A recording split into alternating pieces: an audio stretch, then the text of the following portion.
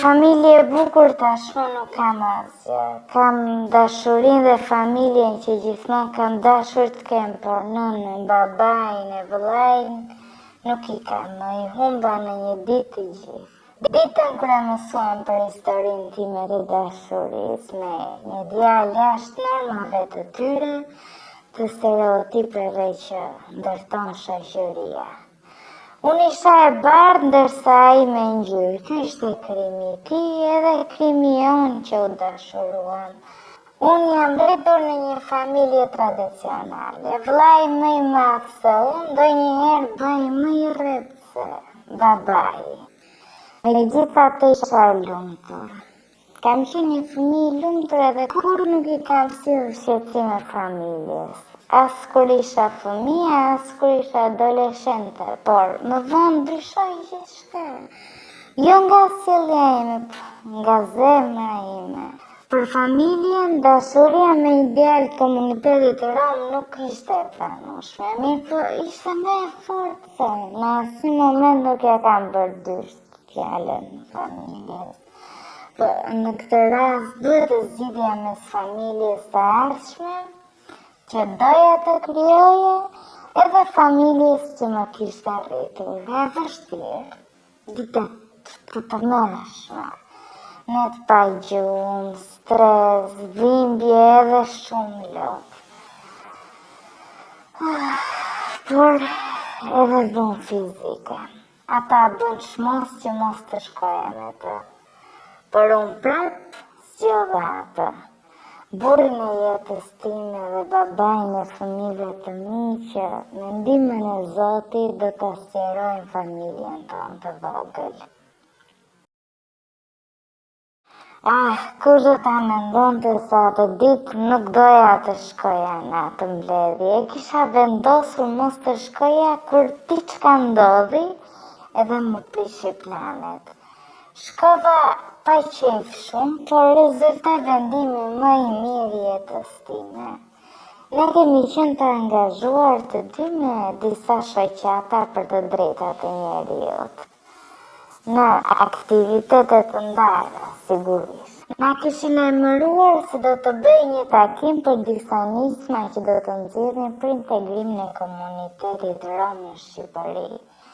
Ishte e hënë, nuk e harroj, vinim nga një fundjavë e gjatë dhe isha zgjuar pak për tace, plus kisha një mal me shkresa dhe dokumente që duhet të bëja gati për disa projekte të tjera.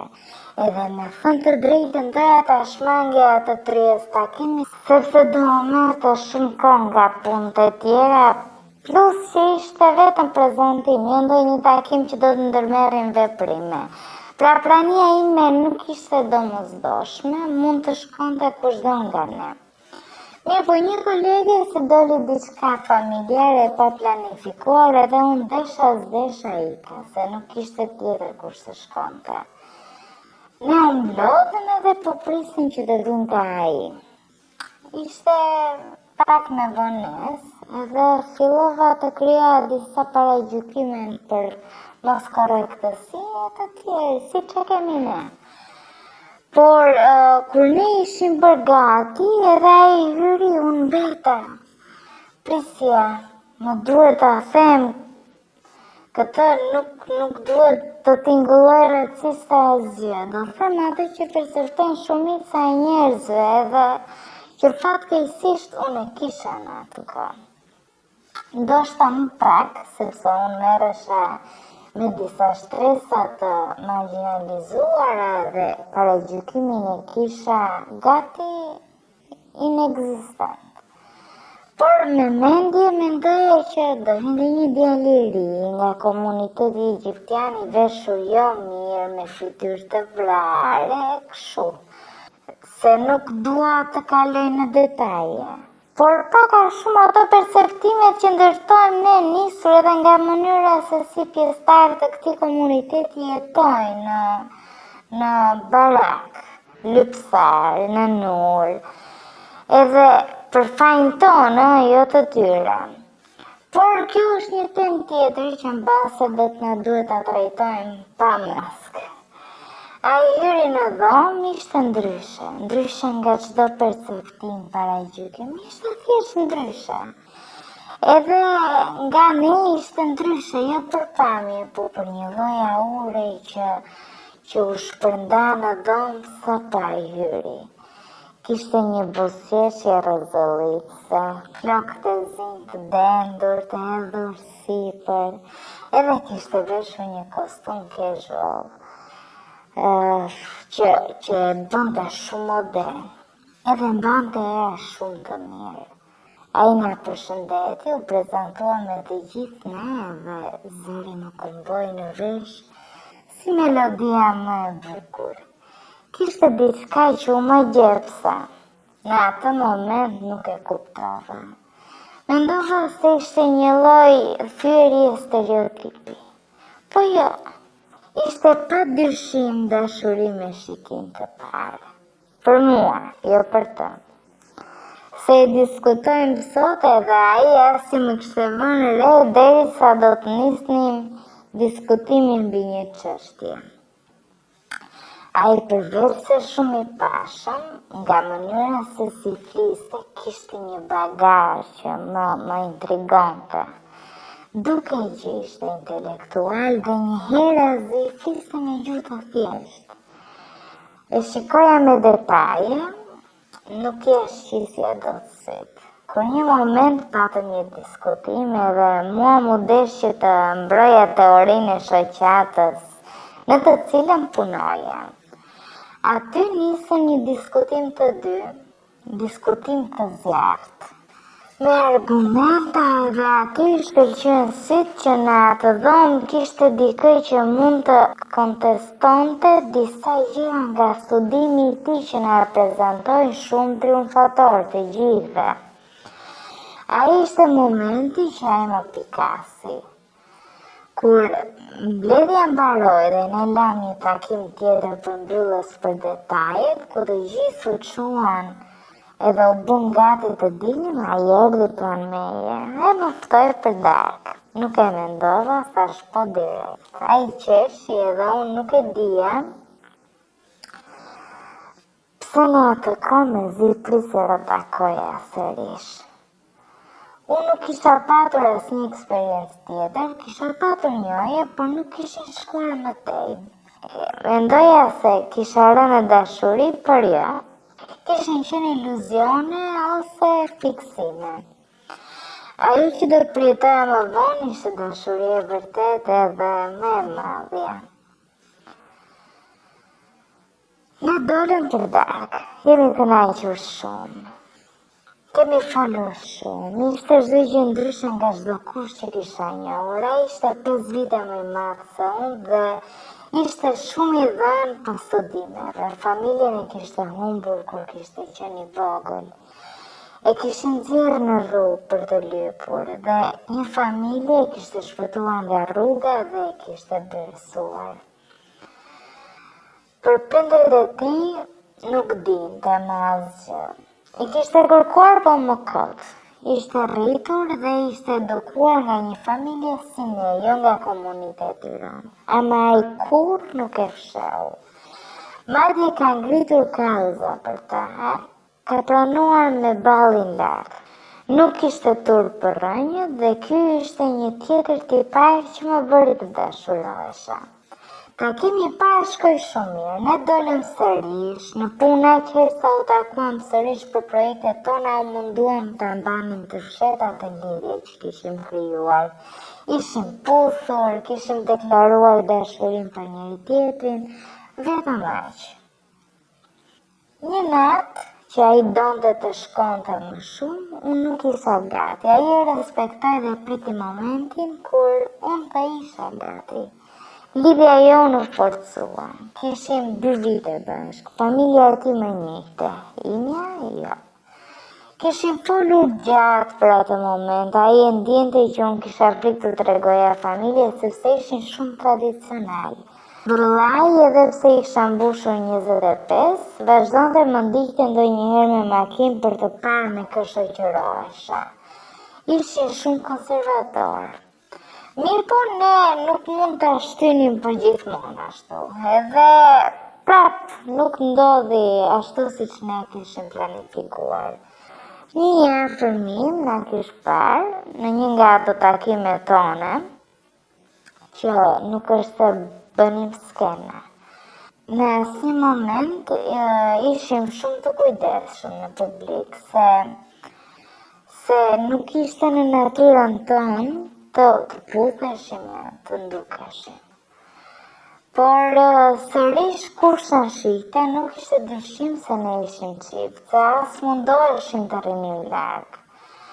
Ai na kishte parë edhe kishte marrë vëllain tim në telefon. Vëllai kishte lënë punën e çdo gjë edhe erdhi në lokal, unë ngriva. I dashuri nuk e kuptonte, unë nuk arrita të thoja asnjë fjalë, se ngriva.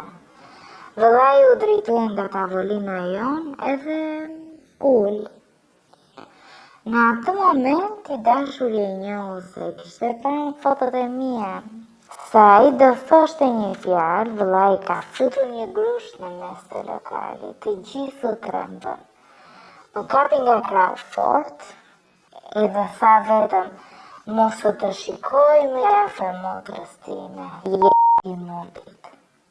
Unë nuk doja të bëja skene, e ndoqa me lot në sy. I bëra me shenjë të dashurit mos lëvizte, ai mbeti aty dhe mua më çoi në shtëpi. Aty nisi një kalvar tjetër. Vëllai nisi të më gjuante, unë e pranova që e doja dhe sa ata duhet ta pranonin. Ata nuk bindeshin. Pas vëllait edhe mami mu sul me shpulla. Në shtëpi kishte rënë morti, sikur çfarë kishte ndodhur, që nuk më thonin, më shonin mua dhe ato. Mami donte të më çonte në një mik ginekolog për vigjorinë, se ishte shumë e shqetësuar. Kush do më merrte, sepse ju thash ishin shumë konservator deri në ekstrem. Nuk pranova të shkoja dhe ju thash që e kisha humbur vigjorinë me të. Nisi një tjetër skandal edhe dhunë sërish. Nuk më linin të dilja nga shtëpia. Gati një javë më kanë mbajtur peng, më morën telefonin e gjithçka. I dashuri erdhi në shtëpi, tentoi të fliste me ta, për babai e zboi, sërish me sharje nga më të ndryshmet. Ata bënin çmos, dhunë fizike, presion psikologjik, ama unë kur nuk e mohova. Ishte hera e parë që ju dola kundër, edhe ju thash që unë e dua. Ata duhet ta pranonin. Ata nuk bënin pas. Më tha, nëse ti shkon me të, nuk je më vajza jonë. Nuk mund të më mbani për gjithmonë të mbyllur. Një pasdite më thanë, o me të, o me ne. Unë e kisha menduar gjatë, e prisja atë moment, e prisja duke i njohur që edhe mund të ma bënin këtë, por jo derisa të më nxirrin nga dera, e pijama si qisha me shok, ka pa telefon pa asnjë lek. Ju thash që unë e dua, pavarësisht se ai është nga komuniteti rom, apo si që i quanin ata. Unë e dua edhe nuk heq dorë nga ai. Vëllai u qua, më kapi prej flokësh, e më nxorri jashtë dere, e mbylli derën edhe më la atje. I rash derës, ju luta të pak në të mirë në telefon dhe të merrja rrobat, nuk e hapën, nuk doja as të bërtisnin, se mos ta merrnin vesh komshin se ç'po ndodhte. Më vinte turp, jo nga zgjedhja që kisha bërë, por më vinte turp nga familja ime që zgjodhen të më hedhnin në rrugë.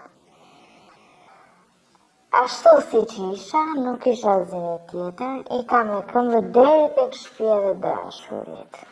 Familja e tij ishte në dieni, më hapën derën dhe që nga ajo ditë ata janë bërë familja ime. Edhe ata janë munduar të vinë në kontakt me familjen time, por nga ata asgjë nuk e planojnë.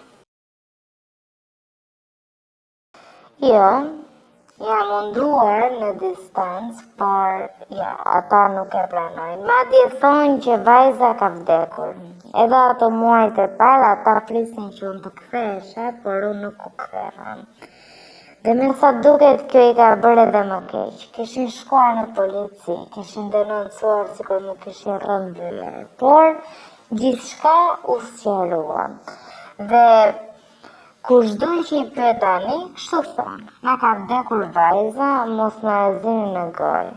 Halla ime ka dashur të na bashkoj, por asajo nuk ja ka dalë.